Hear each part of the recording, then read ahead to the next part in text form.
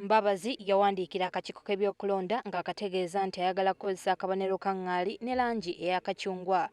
Wabula kaakano akakiiko kamutegeezezza nti alina okulonda ku bubonero bwokka obwateekebwawo akakiiko kano obwera ddala 10.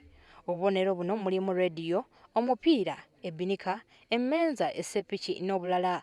Omwogezi w'akakiiko k'ebyokulonda Jotham Taruma agamba nti bakimanyiiko nti Mbabazi ono alina akabonero ke naye tebagenda kumukkiriza era ng'alina okugenda mu kakiiko alonde ku obwo bwe balina. Etteeka liwa Electoral Commission obuyinza okufuna symbols zino z'olaba zino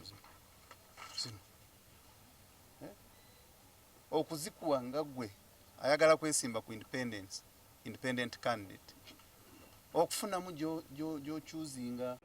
Mbabazi mu kiseera kino akozesa akabonero k'ekinyonyi eky'eggwanga ŋŋaali nga kibuuka ssaako ne langi ya kacungwa. Tukitegeddeko nti Mbabazi yawandiikidde dda akakiiko k'ebyokulonda ng'alaga akabonero ke mu bujjuvu. Wabula era wano Taruma ategeezezza nti Mbabazi alina eddembe okugenda mu maaso n'enteekateeka ze ez'okwebuuza ku balonzi be. Mwami Amamba yatuwandiikidde ebaluwa n'atugamba nti njagala consultinga. Naffe twamuwadde forms ate alina kukonsaltinga n'afuna banaamuteekerako emikono. Tetulina buzibu nakyo kuba kyeyandisoose. Omwezi oguwedde Mbabazi ono yaganibwa okugenda mu lukiiko lw'e okusisinkana abalonzi bwe nga poliisi yategeeza nti tyalina lukusa kuva mu kibiina kye.